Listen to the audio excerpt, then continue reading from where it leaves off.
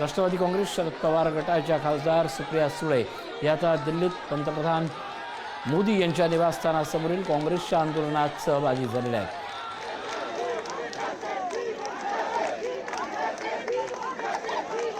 पंतप्रधान मोदी यांच्याच राजीनाम्यासाठी आता काँग्रेस आणि विरोधक एकवटलेले आहेत। दरम्यान सरकारच्या वतीनं आलेल्या मंत्री महोदयांना आपल्या 5 मागण्या सुपूर्द केलेल्या आहेत।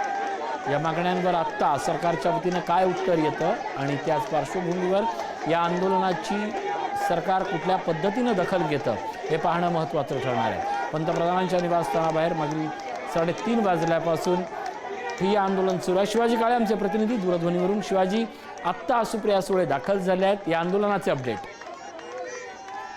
अगोदर सुप्रिया सुळे जंतर मंतरवरती पोहोचल्या होत्या शरद पवार यांच्यासह आणि आता त्या राहुल गांधी यांचं जे पंतप्रधान नरेंद्र मोदी यांच्या घराबाहेर आंदोलन सुरू आहे त्या आंदोलनामध्ये सहभागी होण्यासाठी पोहोचलेल्या आहेत। या ठिकाणी त्यांना बोलण्याचा त्रास आहे, मात्र ज्या घोषणाबाजी होत आहेत त्याला प्रतिसाद देताना त्या या ठिकाणी पाहायला मिळत आहेत। सुप्रिया सुळे या ठिकाणी पोहोचलेले आहेत, त्यांचे खासदार देखील या ठिकाणी पोहोचणार का हे देखील पाहणं महत्त्वाचं आहे। मात्र सर्व विरोधक या ठिकाणी एकत्र आहे काँग्रेस सोबत हे देखील पाहायला मिळत आहे का हे महत्त्वाचं आहे, कारण फक्त एनसीपी सोबत आलेले आहे, समाजवादी पक्ष टीएमसी हे आता या ठिकाणी सोबत आलेले पाहायला मिळत नाहीये।